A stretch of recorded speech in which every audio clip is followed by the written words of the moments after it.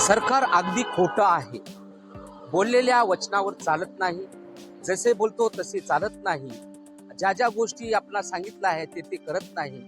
तर असाच एक मराठा आरक्षणासंदर्भात न्यायिक भाषा होती, त्यांची मवाळ भाषा होती.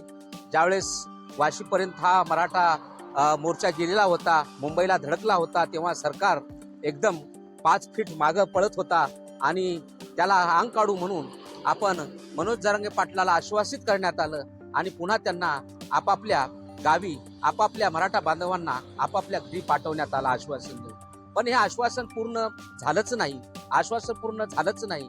म्हणून पुन्हा एकदा आजपासून मराठा आरक्षणाचे प्रणेते मनोज पाटील जरांगे आंतरवाली सराटीमध्ये शेतामध्ये अगदी रखरखत्या उन्हामध्ये वाफा येत आहेत, झळा येत आहेत, तरी सुद्धा भगवा शेला बांधून आपण या मराठा आंदोलनासाठी, मराठा समाजातील चिमुकल्या लेकरांसाठी शैक्षणिक विषय असेल, आरोग्य असेल, सामाजिक असेल, असे अनेक प्रकारचे प्रश्न घेऊन मनोज पाटील जरांगे पुनश्च एकदा आंतरवली सराटीमध्ये रखरखत्या उन्हामध्ये, की जे उन्हाची तीव्रता 40 डिग्री सेल्सिअस आहे, आपण बघत आहात तेवढ्या उन्हामध्ये कुठलंच सावलीचं थारा नाही.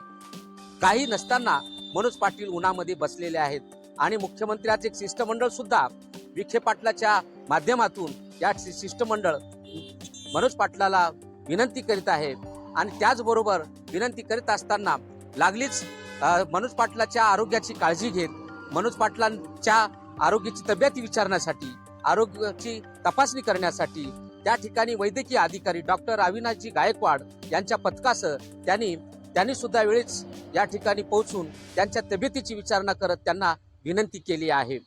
तर मला असं वाटतं समाज बांधवांना की पाटलाची तब्येत जर चांगली असली तर शेवटच्या श्वासापर्यंत आपण लढू शकतो, पण तब्येत पाटलांचीच खराब झाली तर आपण काय लढू शकतो, असाही मराठा बांधवांच्या मधून सूर येताना दिसत आहे.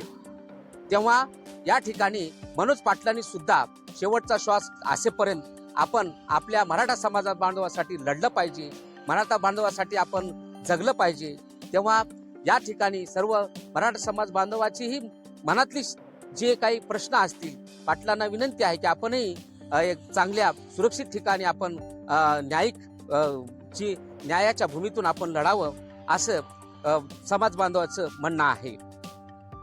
तेव्हा आपण या पाटलांच्या आरोग्याची काळजी घेणं, पाटलांच्या पाठीशी राहणं हे मराठा बांधवाचं कर्तव्य आहे, असंही सूर मिळायला आपल्याला येत आहे. न्यूज महाराष्ट्र न्याय गर्जना, सोशल मीडिया, सतीश वाघमारे.